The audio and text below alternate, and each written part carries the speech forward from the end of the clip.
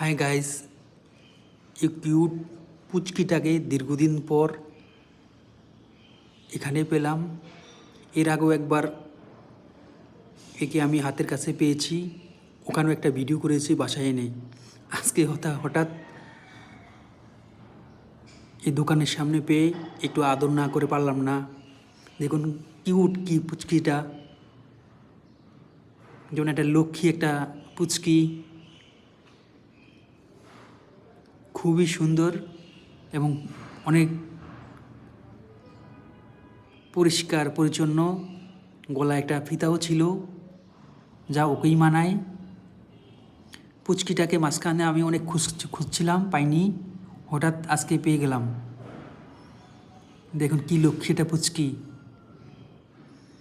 পুচকি